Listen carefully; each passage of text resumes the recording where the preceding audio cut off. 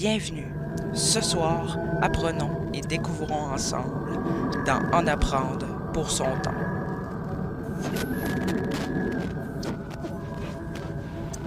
Voici le aussi connu sous le nom de poisson bâtisseur.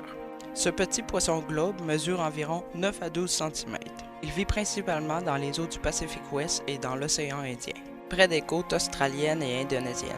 Ce qui fait que cette espèce est unique en son genre, c'est leur balade nuptiale.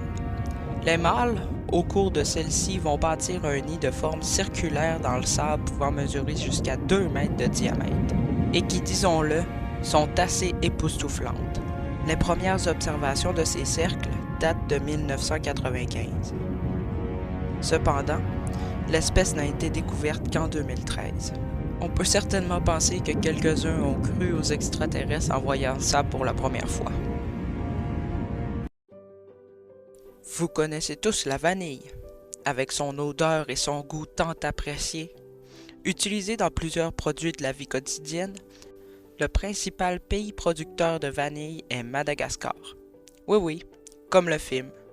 Enfin bref, cette plante originaire du Mexique était utilisée autrefois par les Aztèques et les Mayas qui en mettaient dans leurs boissons chaudes. Elle fut rapportée en Europe par les conquistadors au grand plaisir de tous. Mais apprenons-en plus sur cette plante si particulière. Pour que la vanille soit pollinisée, il ne suffit pas que la partie mâle et femelle de la fleur entrent en contact, car si vous le remarquez, il y a une membrane qui bloque le pistil du sac de pollen. Il faut donc soulever la membrane afin d'aller manuellement déposer le pollen sur le pistil. Vous l'aurez donc compris, sans intervention extérieure, les organes mâles et femelles ne peuvent pas entrer en contact, donc ne produisent pas de vanille. Par chance, au Mexique, l'abeille mélipone est la seule abeille au monde capable de polliniser naturellement la vanille. Cependant, cette abeille n'existe nulle part ailleurs. Il faudra attendre 1841 avant la découverte du principe de fécondité de cette plante qui nous permettra de faire pousser de la vanille ailleurs qu'au Mexique en jouant le rôle des abeilles mélipones. À ce stade, nous pouvons penser que le métier de pollinisateur sera chose courante dans le futur si toutes les abeilles venaient à disparaître. La bière. Un produit vieux comme le monde, mais si délicieux.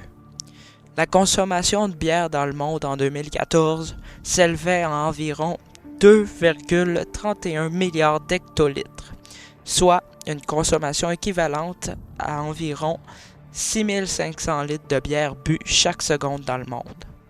On peut trouver plusieurs variétés de bière, mais saviez-vous qu'il existe de la bière spatiale?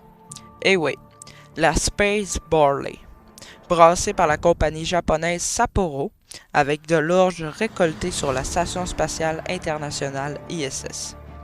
En tout, 1500 bières de 330 ml chacune ont été produites.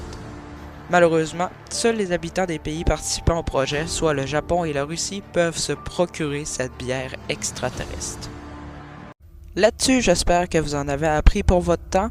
Si vous avez aimé, likez et abonnez-vous. Si vous avez un sujet que vous aimeriez que je parle, dites-moi-le en commentaire. Et on se retrouve dans un prochain vidéo. Ciao! Transmission terminée.